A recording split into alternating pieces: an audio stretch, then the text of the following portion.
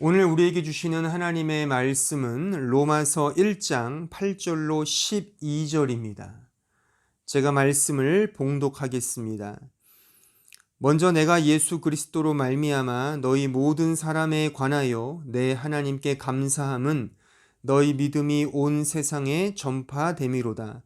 내가 그의 아들의 복음 안에서 내 심령으로 섬기는 하나님이 나의 증인이 되시거니와 항상 내 기도에 쉬지 않고 너희를 말하며 어떻게 하든지 이제 하나님 뜻 안에서 너희에게로 나아갈 좋은 길 얻기를 구하노라. 내가 너희 보기를 간절히 원하는 것은 어떤 신령한 은사를 너희에게 나누어 주어 너희를 견고하게 하려 함이니 이는 곧 내가 너희 가운데서 너희와 나의 믿음으로 말미암아 피차 안위함을 얻으려 함이라.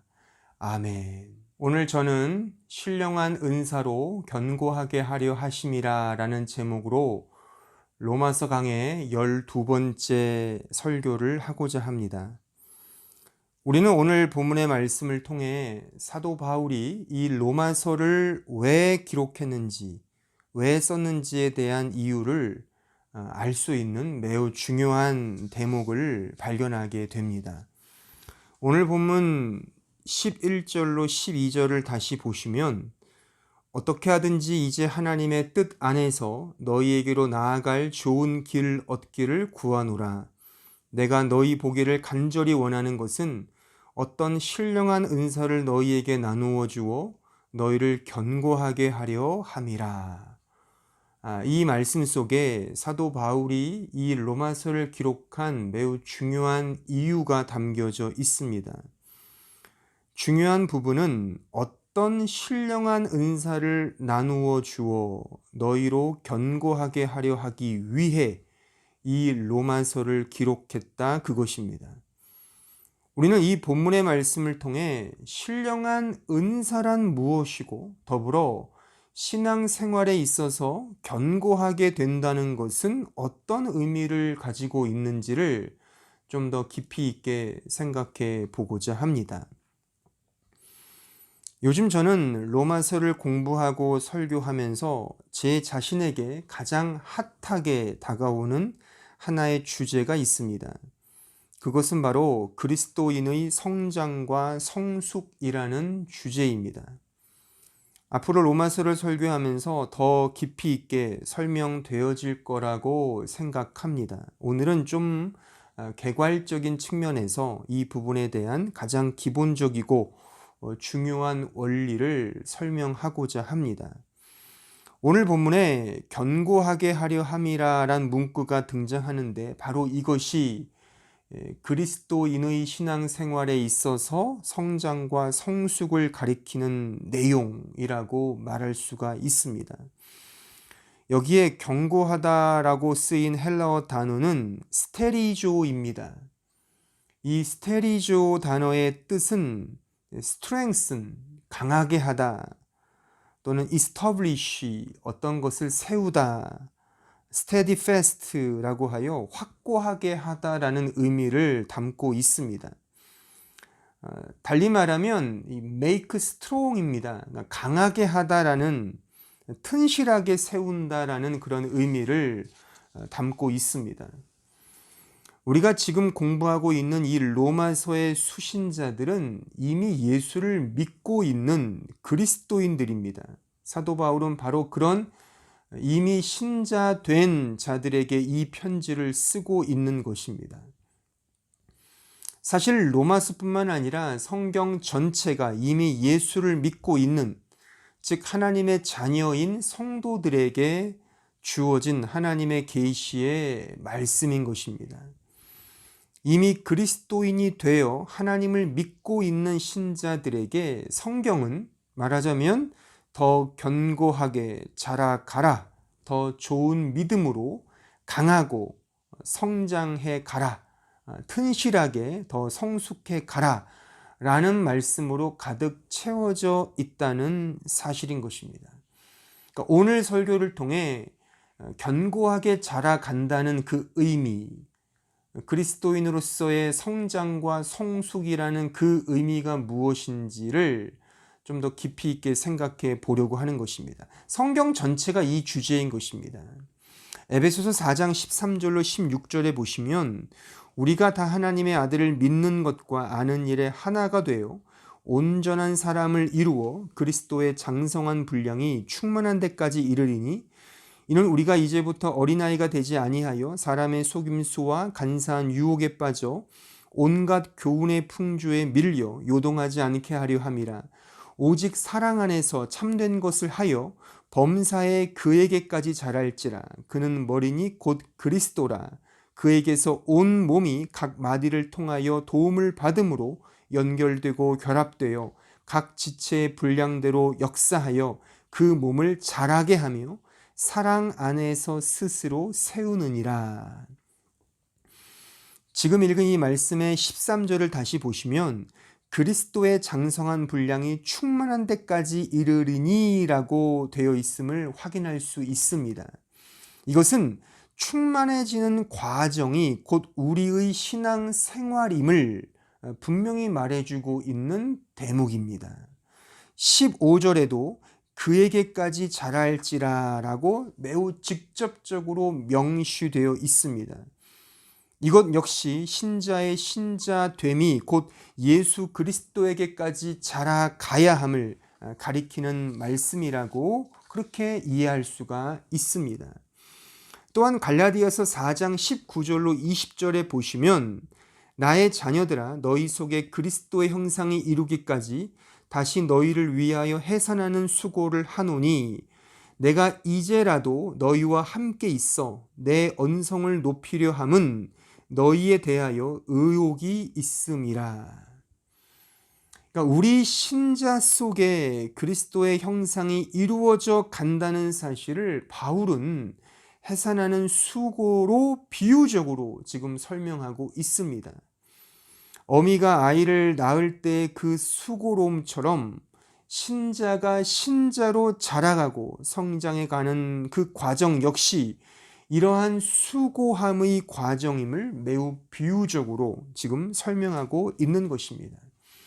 또한 고린도전서 9장 23절로 27절에 보시면 내가 복음을 위하여 모든 것을 행함은 복음에 참여하고자 함이라. 운동장에서 다름질하는 자들이 다 달릴지라도 오직 상을 받는 사람은 한 사람인 줄을 너희가 알지 못하느냐.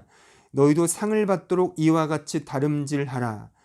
이기기를 다투는 자마다 모든 일에 절제하나니 그들은 썩을 승리자의 관을 얻고자 하되 우리는 썩지 아니할 것을 얻고자 하노라. 그러므로 나는 다름질하기를 향방 없는 자같이 아니하고 싸우기를 허공을 치는 것 같이 아니하며 내가 내 몸을 쳐 복종하게 함은 내가 남에게 전파한 후에 자신이 도리어 버림을 당할까 두려워함이로다.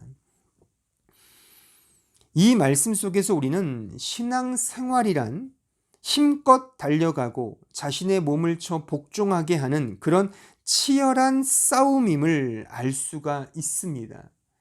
특별히 16절에 싸움이란 이 헬라어 단어가 이 푸쿠티오라는 단어입니다. 이 푸쿠티오란 단어는 fight라는 뜻인데, 그러니까 싸운다는 의미인데 권투 시합에서 서로 치고받고 싸우는 그것을 의미합니다. 그러니까 여러분들이 권투 시합을 한번 보셨다면 그 치열함을 생생히 우리는 목도하지 않습니까? 바로 그걸 의미한다 그겁니다. 그러니까 우리의 신앙생활 이렇듯 치열하게 싸워가는 그런 성장과 성숙, 그렇게 끊임없이 발전하고 전진해 나아가는 그런 과정임을 지금 이 말씀 속에서 우리에게 가르쳐주고 있는 것입니다. 조금 더 분명한 말씀을 좀 보자면 고린도전서 16장 13절에 보시면 깨어 믿음에 굳게 서서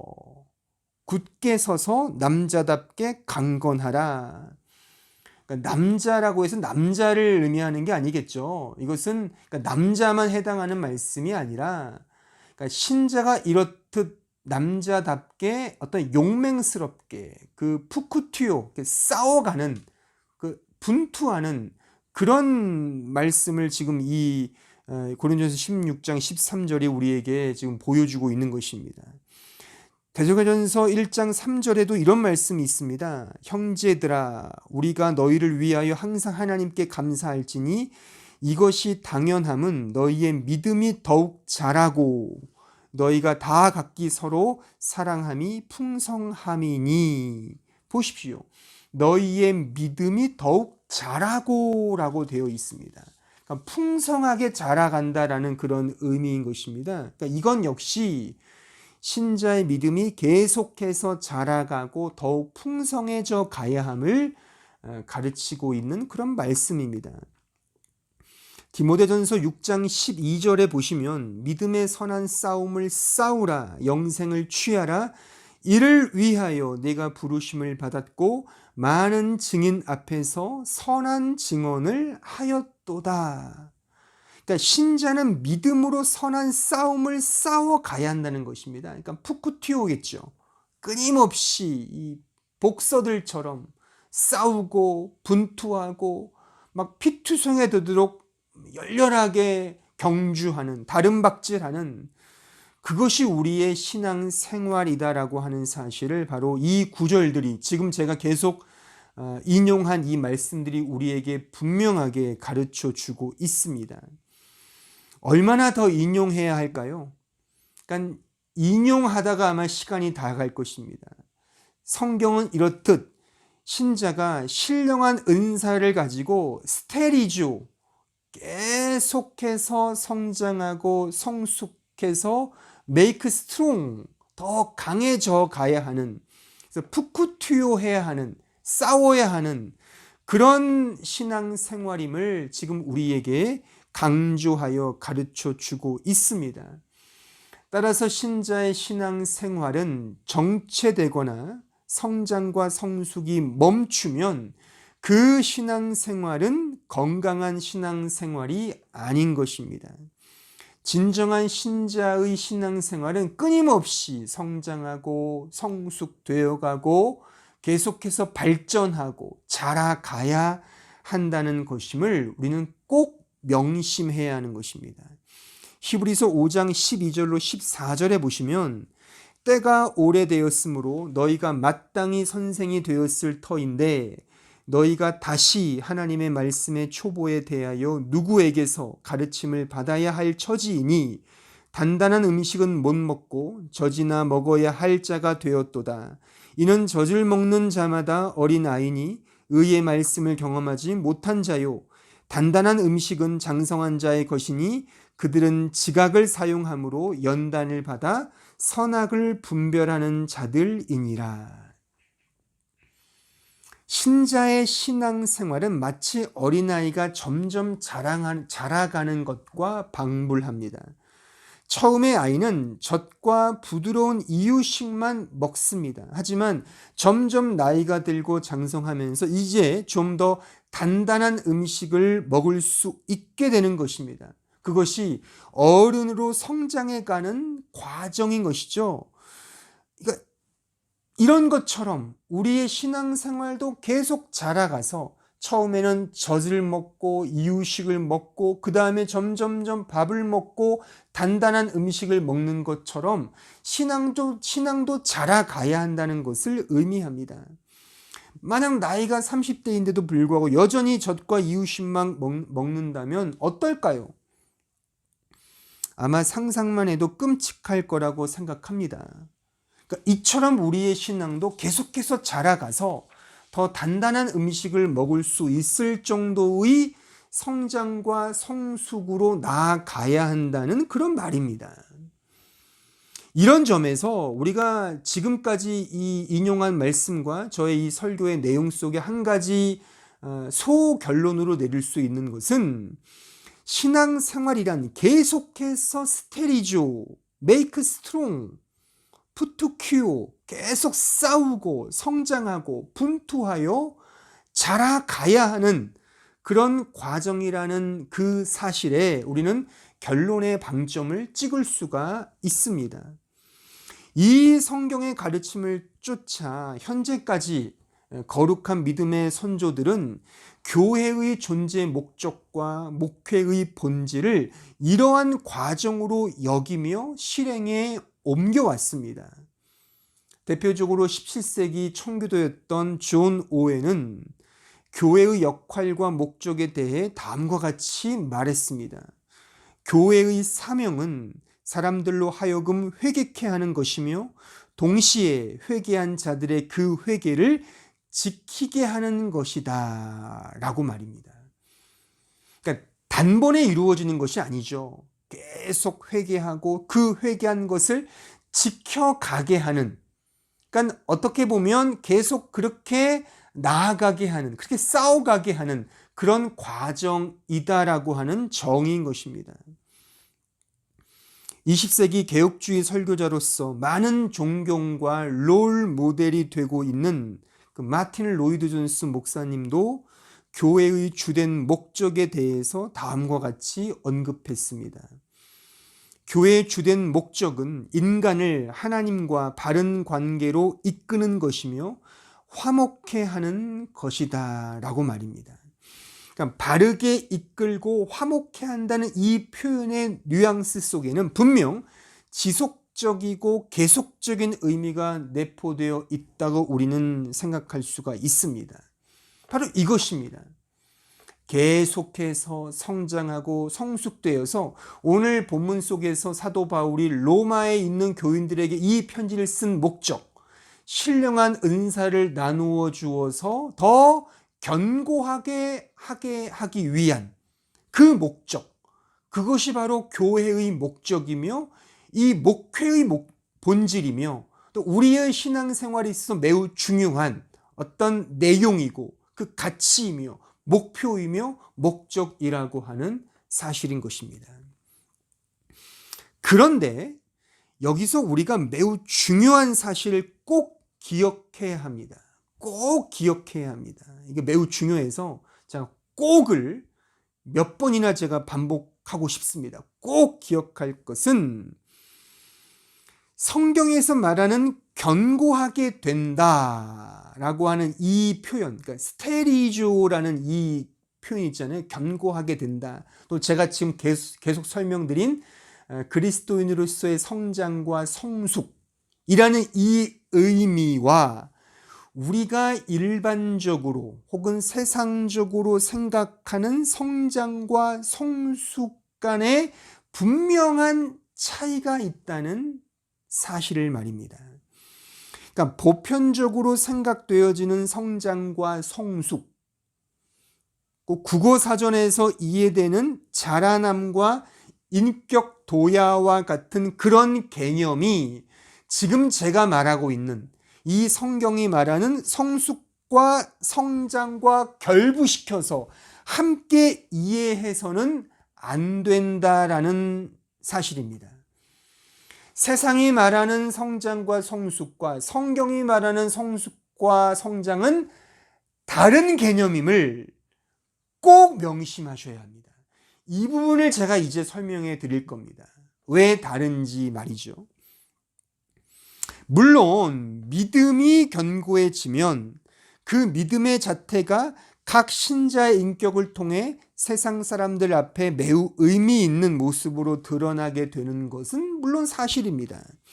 그 의미 있는 모습이 때로는 사랑과 인애가 가득한 모습으로 혹은 먼저 용서하고 아량을 베푸는 넉넉한 모습 등으로 드러나게 되기도 합니다. 말하자면 윤리적이고 도덕적인 마음과 태도로 분명 나타나게 된다는 그런 말입니다.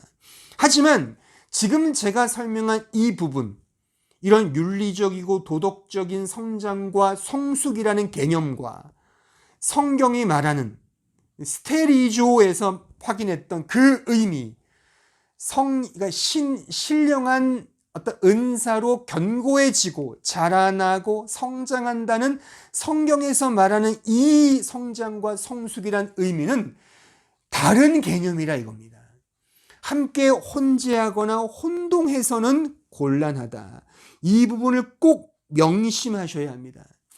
드러남의 양상이 어떤 면에서 유사하다 하더라도, 그러니까 세상이 말하는 인격적 도야와 성경이 말하는 인격적 성숙이 보이는 양상 속에서는 비슷한 면이 분명 있습니다. 아까 설명드렸던 것처럼요.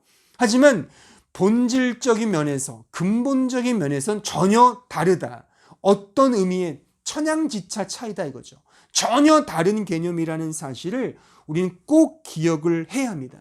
이 부분을 혼동하면 신자의 신앙생활과 더 나아가서 하나님 앞에 거룩하고 성화된 그 모든 삶 자체가 부정되게 됩니다. 그러니까 매우 중요한 지금 서론적인 의미이긴 하지만 오늘은 이 부분을 매우 분명하게 아주 정말 클리어하게 여러분들이 이해를 하고 계셔야 합니다. 예컨대 보십시오. 꿀과 설탕이 동일하게 단맛을 자아낸다 하더라도 전혀 다른 것임을 아는 것과 같습니다. 그렇죠? 그러니까 꿀과 설탕이 모두 우리 입속에서는 단맛을 냅니다. 하지만 꿀과 설탕 사이에는 본질적으로 그 성분의 차이가 분명히 있습니다. 그러니까 일반적으로 설탕은 공장에서 만들어낸 인공 감미료입니다. 하지만 꿀은 자연산이죠. 특히 성분에 있어서 꿀은 설탕에 비해서 글리세믹 지수가 매우 현격히 낮다고 합니다. 그래서 한 연구 결과에 따르면 꿀 섭취 시 설탕에 비해 인슐린 지수나 포도당 지수가 굉장히 덜 상승한다고 합니다. 또한 플라스마 글루코즈라는 그 지수가 매우 낮게 나타나서 이런 당뇨병 환자들에게도 덜 위험한, 심지어 정기적으로 이 꿀을 섭취하면 오히려 더 건강에 효과적이라는 그런 연구 보고가 있기도 합니다.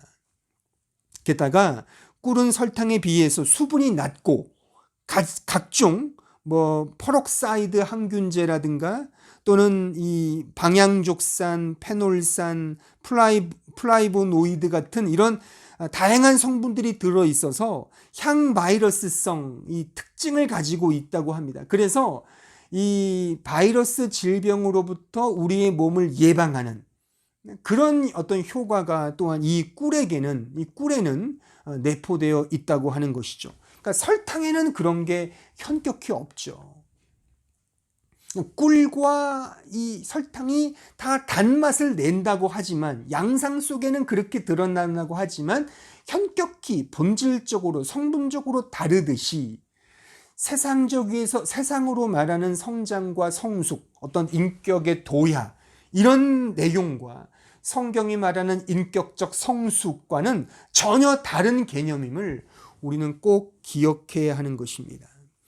그러니까 이런 것을 우리가 혼돈한다면 지금 우리가 몸담고 있는 현대 교회의 문제들, 그러니까 저는 그렇게 생각합니다. 오늘날 현대 교회의 가장 심각한 문제가 바로 이 개념에 대한 혼재와 혼용이라고 저는 생각을 합니다. 그러니까 세상에서 말하는 성숙한 사람과 성경이 말하는 믿음의 사람을 전혀 구분하지 못하는 것입니다. 세상에서 소위 도덕군자가 교회에서의 믿음이 좋은 사람으로 각광을 받고 있더라, 그 말인 것입니다. 예수를 믿지 않아도 인격적 자질이 남다른 사람을 예수를 믿지만 인격적으로 덜 된 사람보다 더 압도적으로 존경하고 칭송하더라, 그 말입니다. 예수를 믿는 것과는 상관없이 인격적으로 탁월하고 세상적으로 멋들어지게 사는 사람들을 교회는 왠지 흠모의 마음으로 동경하며 그런 사람들을 교회의 회원으로 받고 싶어 안달이며 신자의 삶의 롤 모델로 세워지고 있는 이 작금의 안타까운 상황, 이것이 현대 교회, 특별히 한국 교회의 또 하나의 문제라고 저는 생각을 합니다. 천자문에 보면 이 4대 오상이라는 글귀가 등장합니다. 이 사자성어죠. 이 4대 오상, 이 말의 뜻은 4가지의 큰 것과 5가지의 항상 있어야 할 인간 본연의 덕목, 이런 의미입니다. 가장 큰 4대가 뭐냐? 천지군친이라고 합니다. 천지군친, 하늘, 땅, 임금, 그리고 부모를 일컫습니다. 하늘 땅 임금 부모가 인간 관계와 이 인간의 존재에게 가장 중요한 으뜸이라고 하는 그런 가르침인 것이죠. 오상은 5가지 덕목을 말합니다. 즉 인의 예지 신을 가리킵니다. 다시 말하면 사랑, 올바름, 도리, 지혜, 그리고 신의, 그러니까 믿음이라는 거죠.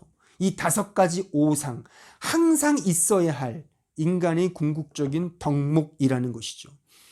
그러니까 군자는 이러한 이 4대 오상을 언제나 마음에 새기며 자신의 인격을 수양하고 더 참된 군자가 되기 위해 노력하고 수양을 쌓았다고 말할 수가 있는 것입니다.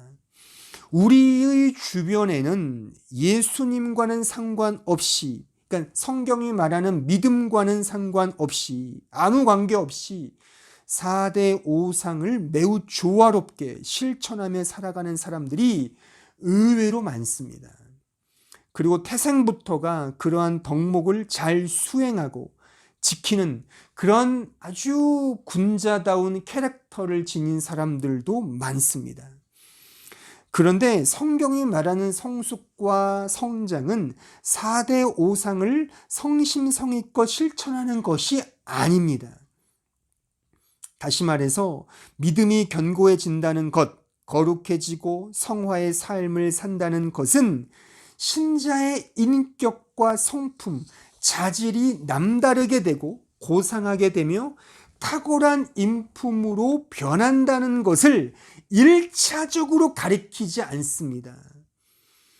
성화는 본질적으로 신자 개인의 성품의 변화에 초점이 맞추어 있지 않습니다. 그러니까 많은 신자들이 이 부분에 대하여 오해하거나 그릇된 어디서 들었는지 모르겠지만 잘못된 생각을 갖고 있는데, 오늘 분명하게 제 설교를 통하여 마음에 새기십시오.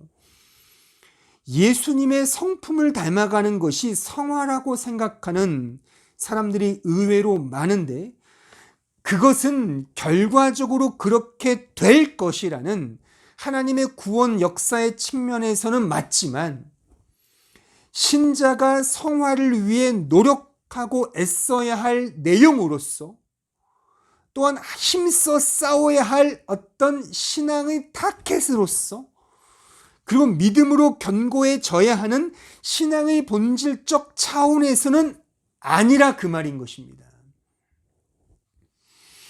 인간이 노력해서 달성할 수 있는 4대 오상이지, 지금 제가 이렇게 인간을 수양하고 인간의 이 신자의 이 인품과 성품을 올곧게 만드는 것은 4대 오상이지, 성경이 말하는 믿음으로 견고해지는 것이나 그리스도의 성품을 닮아가는 차원의 성화는 아니라 그 말입니다.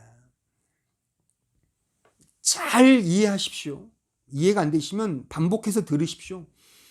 더 제가 설명할 시간은 없고, 어쨌든 이 녹화가 되니까요, 계속 들으시고, 필요하시면 이 설교 원고를 제가 드릴 수도 있고, 차후에 제가 우리 홈피나 이런 데 제가 다 올릴 예정도 있습니다.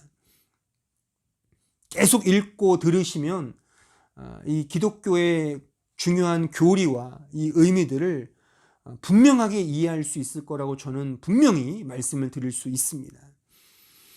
그러니까 신자는 스스로 아무리 노력해도 예수님의 성품을 온전히 닮을 수 없습니다. 오히려 내가 노력해서 하려고 하는 그 생각, 그 내 힘으로 거룩하게 되고자 하는 그 모든 수고는 성경이 말하는 믿음의 싸움과 성화로의 분투와는 전혀 상관이 없는 것이며, 도리어 성경은 그것을 죄라 말한다 그겁니다. 도리어 그것이 죄라고 성경은 말하고 있음을 여러분들이 무겁게 받아들이셔야 합니다. 하지만 안타깝게도 작금의 교회는, 특히 한국 교회는 지나치게 이 4대 오상을 근거로 하여 신자의 믿음의 성장, 어떤 믿음의 성숙, 그것이 참된 믿음의 모습인 양, 그리스도인의 성숙된 모습이냐, 그러한 삶인 양 생각하고 그렇게 떠받들고 그렇게 가르치고 있다는 사실 속에 저는 한 사람의 목사이고 또는 신자로서 참 안타까움을 금할 길이 없습니다. 하지만 전혀 그렇지 않습니다. 우리가 이런 식으로 이런 4대 5상으로 인격의 수양과 어떤 성품의 변화 이런 그러니까 이게 없다는 건 아닙니다. 오해하시면 안 됩니다. 이런 양상이 있습니다면 믿음으로 견고해지고 또한 성장하고 성숙하고 그리스도를 닮아가고 또한 그리스도인의 성화의 삶은 이런 차원이 아니에요. 더 본질적이고 더 깊이 있는 내용이 있다. 오늘 제가 그걸 설명해 드릴 겁니다. 근데 우리가 이런 식으로 오해하는 이유는 그러니까 성경이 말하는 믿음으로 견고해진다는 것이 무슨 의미인지를 전혀 모르기 때문입니다. 달리 말하면 오늘 본문에 등장하고 있는 견고해지게 하는 이 신령한 은사, 그러니까 사도 바울이 신령한 은사를 나누어 주어 너희를 견고하게 하겠다, 너희를 make strong하게 하겠다, 그 신령한 은사의 개념이 뭔지를 잘 모르기 때문에 그래서 가지는 오해가 크다고 저는 생각을 합니다. 그러니까 오늘 본문 11절에 나타난 이 신령한 은사라는 이 부분, 이 글귀를 좀 우리가 깊이 생각을 해보면 이 신령한 은사로 쓰인 헬라어는 이런 겁니다. 카리스마 휘민 푸뉴마티콘이라는 헬라어의 글귀입니다. 이 카리스마라는 것은 은혜란 뜻입니다. 휘미는 이제 to you, 너에게란 뜻이고, 이 푸뉴마티코는 푸뉴마라는 헬라어 단어를 한 번쯤은 들어보셨죠. 푸뉴마. 이게 성령입니다. 그러니까 이 카리스마 푸뉴마티코는 이것을 이제 우리 한글 개역 성경은 신령한 은사로 번역을 했는데 조금 원어적으로 이것을 번역하면 성령의 은혜가 되는 겁니다. 카리스마 푸뉴마티콘, 성령의 은혜 또는 성령의 선물이라는 그런 뜻이 되는 것이죠. 그러니까 지난주에 제가 설교해드린 은혜와 평강이 있는 자, 그 은혜가 카리스마, 같은 단어입니다. 그러니까 성령의 은혜라는 이 뜻, 그러니까 성령의 은혜를 나누어 주어 너희를 견고하게 하겠다, 너희를 성장시키겠다, 너희를 더 강하게, 더 믿음에 굳건하게 세울 것이다 라고 하는 그런 의미인 것입니다. 사도는 지금 로마서의 성도들에게 이 성령의 은혜를 나누어 줘 그렇게 견고하게 세우겠다는 그런 말씀을 지금 이 본문 속에서 피력하고 있는 것입니다. 그렇다면 지금 여기서 쓰인 카리스마 푸뉴마티코는 무엇을 뜻하겠습니까? 이 카리스마 푸뉴마티콘, 성령의 은혜는 무엇을 의미하냐 그거죠. 이걸 해석해야 하지 않겠습니까? 그렇죠? 이 단어를, 이 글귀를 해석해야죠. 그렇죠? 그러니까 성경의 어떤 글귀나 단어나 문맥을 해석할 때 매우 중요한 두 가지 전제가 있습니다. 대원칙이라고 하죠. 첫 번째는 문맥 속에서 그 단어와 그 글귀와 그 어떤 개념을 해석하고 이해하는 것입니다. 문맥을 통해서 해석을 하고, 또 하나는 성경 전체를 통해, 즉 성경은 성경으로 해석한다 그겁니다. 그러니까 성경을 철학으로 해석하는 사람들이 있습니다. 그러니까 성경을 이상한 어떤 인문학적인 사조로 해석하는 사람들이 있습니다. 그건 잘못된 것입니다. 성경은 성경으로 해석해야 되는 것입니다. 여러분들이 혹시 성경을 읽으면서 이해가 안 되거든 그 문맥을 계속 읽어보셔야 합니다. 단어에만 그냥 집착하다 보면, 그러니까 국어 사전을 보고서 성경을 해석하거나 이해하면 잘못될 수 있습니다. 그래서 어느 정도의 신학과 교리도 필요하고 그 문맥을 이해하기 위해서는 신학이 필요하지 않습니까? 그렇죠?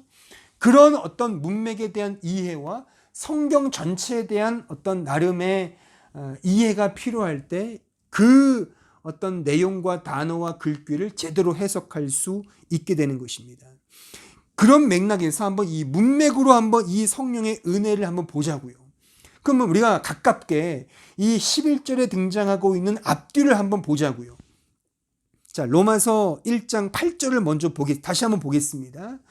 먼저 내가 예수 그리스도로 말미암아 너희 모든 사람에 관하여 내 하나님께 감사함은 너희 믿음이 온 세상에 전파됨이로다. 이 8절에서 핵심은 뭐겠습니까? 이 8절에서 말하는 핵심은 예수 그리스도로 말미암아 전파된 너희의 믿음입니다. 그러니까 이 구절이 성령의 은혜와 어떤 연결점이 있는가? 그러니까 성령의 은혜는 곧 예수 그리스도로 말미암은 믿음이라고 말할 수 있겠죠. 그렇죠? 그렇게 우리가 이 8절과 11절의 그 흐름을 통해 이해할 수 있다 그겁니다. 또한 9절을 보세요. 내가 그의 아들의 복음 안에서 내 심령으로 섬기는 하나님이 나의 증인이 되시거니와 항상 내 기도에 쉬지 않고 너희를 말하며. 이 9절에서의 핵심은 뭐겠어요? 아들의 복음 안에서 내가 너희를 위해 기도하고 섬기고 있음을 가리키는 거죠. 그게 말하고 있는 것입니다. 그러니까 이것은 곧 성령의 은혜의 복음이 곧 아들의 복음 안에서 우리에게 나타났음을, 그렇게 섬기고 있음을 의미하고 있는 그런 말씀인 것입니다. 또 10절을 보십시오. 어떻게 하든지 이제 하나님의 뜻 안에서 너희에게로 나아갈 좋은 길 얻기를 구하노라.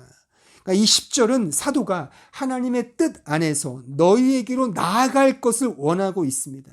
이 구절의 핵심적 문구는 하나님의 뜻 안에서인 그 글귀인 것입니다.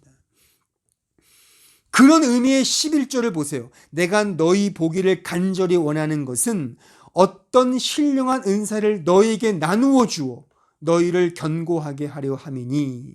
그러니까 앞서 살핀 각 구절의 핵심 용어들을 한번 생각해 보세요. 다시 말하면 예수 그리스도로 말미암아 아들의 복음 안에서, 그리고 10절 하나님의 뜻 안에서, 이런 문구와 개념과 연관해서 그 문맥의 흐름 속에 신령한 은사라는 이 의미는 어떤 의미로 연결이 되냐 이겁니다. 그러니까 신령한 은사가 무엇을 가리키냐 그거죠. 이것은 제가 지금 계속 이 로마서를 강의하면서 핵심적으로 말씀드렸던, 지금까지 사도 바울이 가장 강력하게 말하고자 했던 게 뭡니까? 지금 당장 읽었던 8절, 9절, 10절에서도요. 예수 그리스도로 말미암아 아들의 복음 안에서, 하나님의 뜻 안에서, 그렇죠? 하나님 안에서, 예수 안에서. 뭐가 기억나십니까? 제가 계속 강조했듯이, 지금까지 강조했듯이, 또 앞으로 계속 강조할 사도 바울이 로마서를 기록하는 이유, 바로 하나님의 아들의 복음, 그 아들에 관한 복음, 그 어디에 나옵니까? 그것이 바로 3절과 4절에 그의 아들에 관한 복음, 즉 우리 주 예수 그리스도에 대한 은혜의 복음, 이것을 말한다 이겁니다. 그러니까 성령의 은혜가 뭐냐? 바로 그의 아들에 관한 복음, 우리 주 예수 그리스도에 관한 그 내용, 그가 우리를 위하여 죽으시고 다시금 부활하신 그 사건, 그의 어떤 십자가, 그것이 바로 이 성령의 은혜, 신령한 은사, 내가 너희에게 전하고 싶고 나누고 싶은 것은 바로 그 아들에 관한 복음, 우리 주 예수 그리스도에 관한 그 존재와 그 사실임을 바로 우리가 지금 이 문맥을 해석하면서 확인할 수 있는 매우 중요한 내용인 것입니다. 따라서 신령한 은사, 즉 성령의 은혜는 예수 그리스도에 관한 복음인 것입니다. 은사라고 번역해서 자칫 어떤 특별한 성령의 능력인가? 혹은 교회 사역에서 나타나는 어떤 탁월한 이적과 기적인가라고 오해할 수 있을 법한데, 이 카리스마는 은혜이며 하나님의 선물입니다. 은사라는 말도 사실 맞습니다만, 이게 이상하게 치유의 은사, 무슨 신유의 은사, 귀신 보는 은사, 이런 너무 은사라는 말을 이렇게 오용한 나머지, 잘못 이해한 나머지 이렇게 좀 그릇되게 해석하고 받아들이는 경우가 좀 많은 것 같습니다. 그러니까 지금 제가 설명한 것이 분명합니다. 그러니까 예수 그리스도에 관한 복음이다. 그렇게 이해하시면 분명합니다. 또한 이러한 사실을 오늘 본문의 문맥만이 아니라 아까 제가 두 번째 대원칙으로 말씀드렸던 성경 전체 틀 속에서 한번 생각해 보자고요. 그러니까 성경 전체가 말하는 성령의 은혜가 무엇을 의미하는가? 자, 요한복음 14장 26절을 보십시오. 보혜사 곧 아버지께서 내 이름으로 보내실 성령, 그가 너에게 모든 것을 가르치고 내가 너에게 말한 모든 것을 생각나게 하리라. 그러니까 보혜사는 성령을 가리킵니다. 그러니까 성령이 오시면 그가 내가 너에게 말한 모든 것을 알게 하신다라고 지금 말씀하고 있는 겁니다. 그러니까 성령은 곧 예수 그리스도를 알게 하시는 일을 행하십니다. 이것이 카리스마 푸뉴마티콘이라 그겁니다. 그러니까 성령의 은혜가 뭐냐? 예수 그리스도를 알게 하는 은혜라 이겁니다. 아시겠습니까? 자, 요한복음 16장 13절로 15절을 보십시오. 그러나 진리의 성령이 오시면 그가 너희를 모든 진리 가운데로 인도하시리니 그가 스스로 말하지 않고 오직 들은 것을 말하며 장래 일을 너희에게 알리시리라. 그가 내 영광을 나타내리니 내 것을 가지고 너희에게 알리시겠습니다. 무릇 아버지께 있는 것은 다 내 것이라. 그러므로 내가 말하기를 그가 내 것을 가지고 너희에게 알리시리라 하였노라. 여기서 진리의 성령은 말 그대로 성령 하나님을 의미합니다.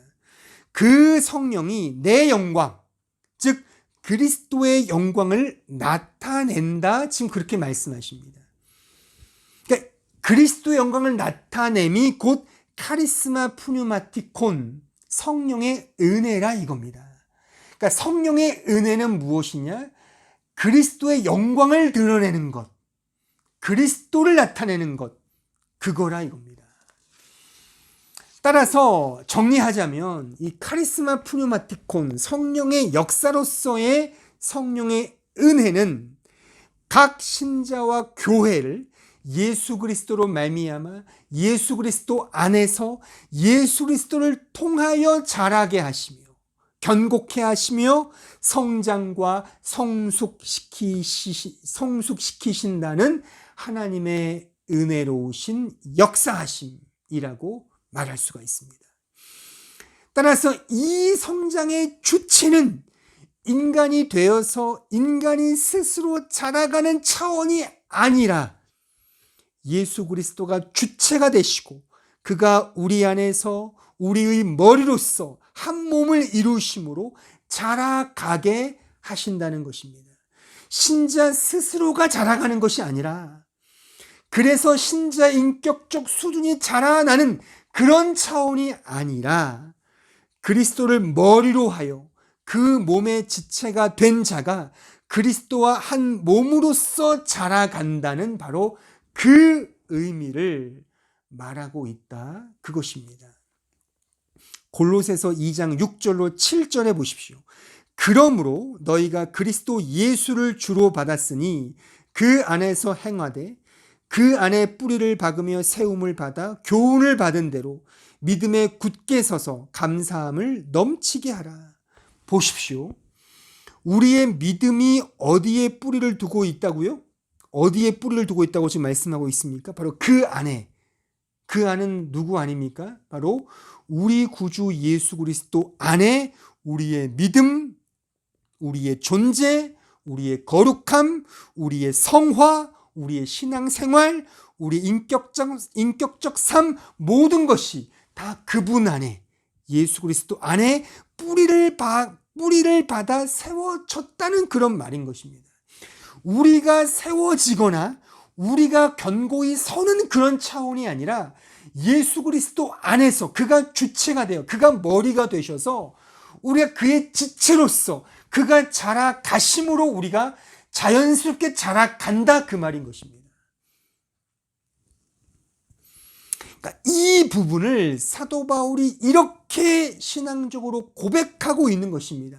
그 유명한 갈라디아서 2장 20절인 것이죠. 내가 그리스도와 함께 십자가에 못 박혔나니 그런즉 이제는 내가 사는 것이 아니요 오직 내 안에 그리스도께서 사시는 것이라.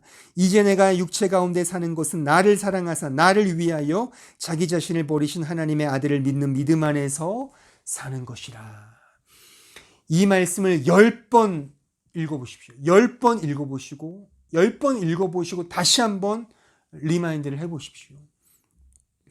신자의 신앙생활은 내가 사는 삶이 아닌 것입니다. 오직 그리스도께서 내 안에 사시는 것이에요. 그러니까 이 사실을 좀 더 적극적인 차원에서 해석하여 풀면 이런 말이 되는 거죠. 나는 죽고 예수만 사는 삶인 것입니다. 이것이 견고해지는 믿음의 삶이라 그 말인 것입니다. 내가 죽지 않는 믿음의 삶은 성경이 말하는 좋은 믿음의 삶이 아니라 4대 오상에서 말하는 공자왈 맹자왈 하는 그런 유교적 삶에 지나지 않게 된다 그 말인 것입니다. 그러므로 신령한 은사로 견고하게 하심이란 그 의미는 신자인 우리가 강해진다는 것이 아니라 예수 그리스도를 믿는 그 믿음이 강해진다는 것입니다. 이 의미를 잘 기억하세요. 내가 강해지는 것이 아니라 예수를 믿는 믿음이 강해지는 것입니다. 또한 그 주체도 그리스도 예수인 것이죠. 왜? 거기에 내가 뿌리를 받고 있기 때문인 것이죠. 그러니까 내가 잘하거나 내가 성숙해지거나 내가 이렇게 뭔가 이 믿음이 이렇게 뭔가 세져서 그 성품과 인품이 남달라진다든가 그런 차원이 본질적으로 아니고 그리스도를 믿는 그 믿음, 나는 죽고 그리스도만 사는 그런 믿음의 삶이 견고해지는 믿음의 삶이다 그것입니다. 자, 빌립보서 4장 13절을 보십시오. 내게 능력 주시는 자 안에서 내가 모든 것을 할 수 있느니라. 신자는 예수 그리스도를 믿는 믿음 안에서 사는 자이기에 그 믿음이 강해진다는 말은 역설적이게도 신자 본인은 약해진다는 사실을 내포하고 있습니다. 왜냐하면 신자의 믿음은 자신을 향한 믿음이 아니라 예수 그리스도를 향한 믿음이기 때문에 그러합니다. 자신을 의지하는 믿음에서 자신을 사랑하는 어떤 그런 마음에서 그리스도 예수를 향한 믿음으로 그리스도를 사랑하는 그 마음으로 변화되는 것이기 때문에 필연적으로 자신의 죄인됨을 깨닫고 온전히 그리스도의 의만을 바라보며 의존하게 된다 그 말인 것입니다. 고린도후서 4장 7절로 11절에 지금 제가 설명한 사실을 매우 아주 좋은 비유로 사도가 이렇게 설명하고 있습니다. 우리가 이 보배를 질그릇에 가졌으니 이는 심히 큰 능력은 하나님께 있고 우리에게 있지 아니함을 알게 하려 함이라. 우리가 사방으로 우겨쌈을 당하여도 쌓이지 아니하며 답답한 일을 당하여도 낙심하지 아니하며 박해를 받아도 버림받지 아니하며 거꾸로 트림을 당하여도 망하지 아니하고 우리가 항상 예수의 죽음을 몸에 짊어짐은 예수의 생명이 또한 우리 몸에 나타나게 하려 함이라. 우리 살아있는 자가 항상 예수를 위하여 죽음에 넘겨짐은 예수의 생명이 또한 우리 죽을 육체에 나타나게 하려 함이라. 보십시오. 나는 질그릇에 불과하고 오직 그리스도만이 보배임을 지금 고백하고 있지 않습니까? 신앙상의 능력은 나에게 있지 않고 신자에게 있지 않고 오직 하나님에게만 있다 그 말인 것입니다.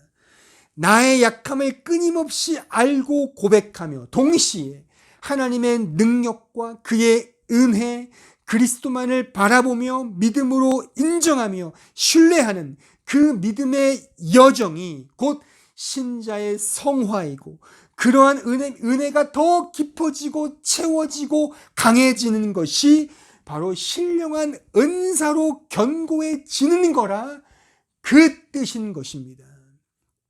따라서 성령의 은혜는 예수 그리스도를 알게 하시고 그를 믿게 하시며 그 안에서 살게 하시는 하나님의 은혜로운 역사하심이며 동시에 나의 연약함을 알게 하시고 항상 깨지기 쉬운 질그릇임을 깨달아 나를 의지하지 않고 그리스도만을 바라보며 의지하게 하는 그 믿음의 역사하심이다.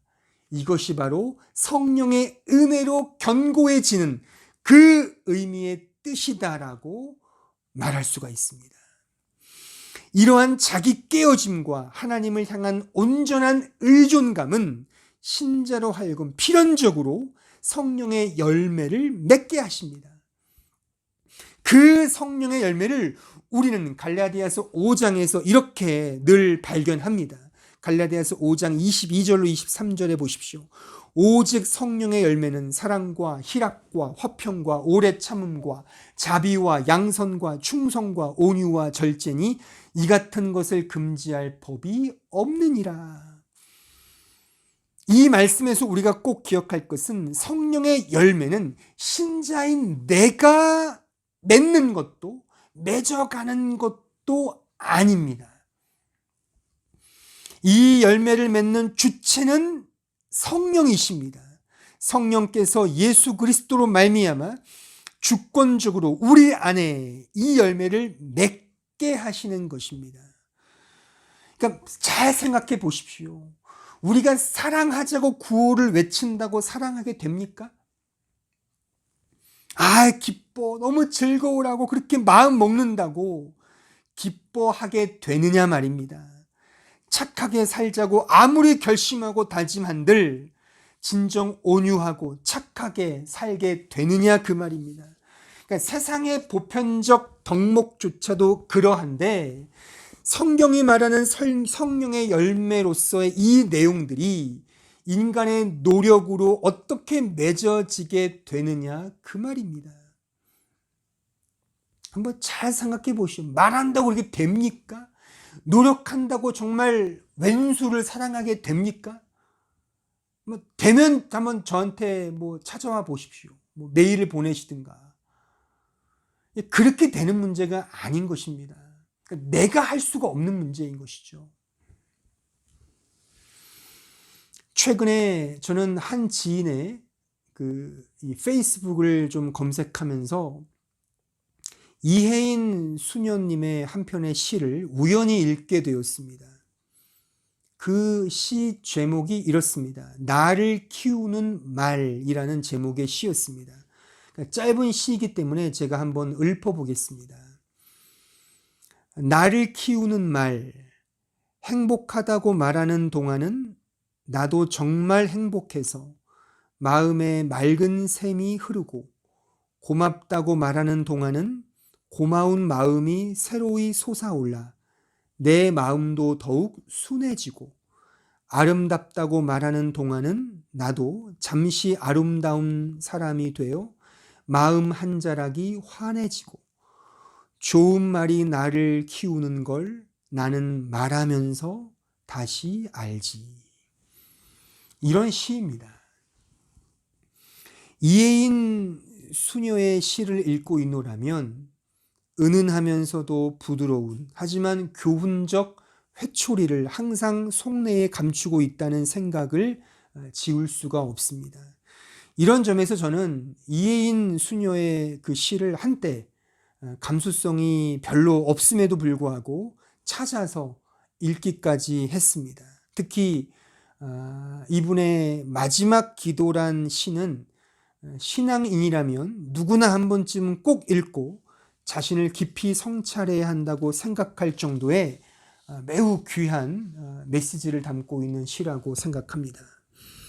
지금 제가 읊어드린 이 나를 키우는 말이란 시에서 이혜인 이 수녀는 분명 강팍하고 살벌한 이 현대 사회를 향해 하나의 귀한 메시지를 던지고 있다고 생각합니다.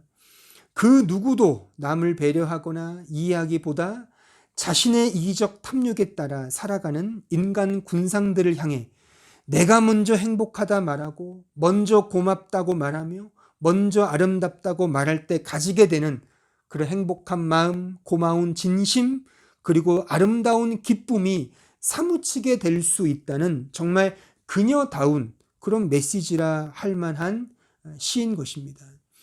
또한 신자로서 생각해 보면 믿는 자가 먼저 사랑한다 말하고 베풀며 먼저 희생하며 먼저 용서한다 그렇게 이야기한다면, 또 그렇게 실천한다면 정내미가 뚝 떨어지는 이 세상이라 하더라도 한 줄기 따스한 빛이 스며들지 않을까 하는 그런 소망 어린 생각을 하게 만드는 그런 아름다운 시임에 틀림없습니다. 그런데 말입니다. 오늘 우리가 살피고 있는 이 설교의 주제 속에서 한번 곰곰이 따져보자고요.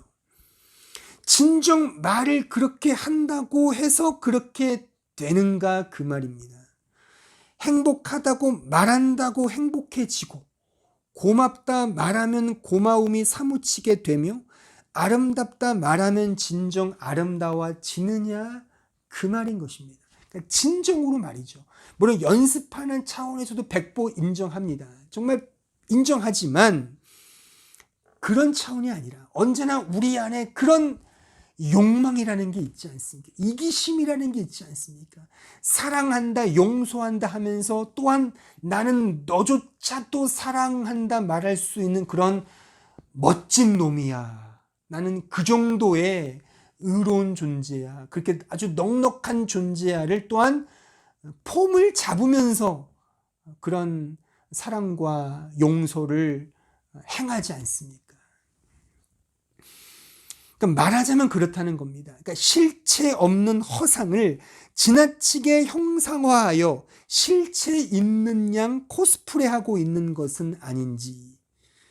물론 이 시인의 마음과 뜻은 분명 알겠지만 그것이 신앙적으로 신학적으로 또한 성경의 원리 속에 얼마나 부합되고 구체적이고 실제적으로 현상화될 수 있는지에 대해서는 매우 의구심을 품지 않을 수 없는 것입니다. 인간 아담은 선악과를 먹고 자신이 하나님과 같이 되고자 했습니다. 선악을 구분짓는 기준은 오직 하나님 한 분뿐이십니다. 창조주 하나님만이 선악의 기준이며 중심입니다. 그런데 인간이 그 선악의 기준이 되고 싶어 했던 것입니다. 그것이 죄라 그 말인 것입니다. 피조물인 인간이 창조주 하나님을 떠나 자기 마음대로 살고 싶어 한 것이 바로 죄인 것입니다. 선악과를 먹고 무엇이 선이고 무엇이 악인지를 알게 된 것이 말하자면 죄라 그것입니다. 하나님의 뜻, 하나님의 판단, 하나님의 말씀의 기준을 두고 사는 것이 아니라 자기 소견에 옳은 대로 살고자 한 그것이 선악과를 먹은 인간의 죄인 것입니다. 내가 나에게 말해서 나를 키울 수 있다. 내가 나를 훈련시켜서 성장시킬 수 있다. 내가 나를 노력시켜서 성숙시킬 수 있다는 것. 말하자면 이 모든 것들이 다 타락한 인간의 죄된 본성이라 그 말인 것입니다. 자기화된 인간은 결국 선과 악, 공의와 불의, 진리와 거짓 등을 헤아리고 판명하는 것처럼 보이지만 실상은 그렇지 않죠. 그 모든 것을 자기 중심적으로 이해하고 결정하는 것입니다. 그러니까 선과 악의 의미는 인간에게 없습니다. 자기에게 이로우면 악도 선이 되는 것이고 불의도 공정이 된다 그것입니다. 왜요? 우리의 이익을 위해서 내가 중심이기 때문에 그런 것입니다. 그래서 하나님 없이 자기화된 신앙의 그 어떤 모양이라도 결국 다 죄라 그 말인 것입니다.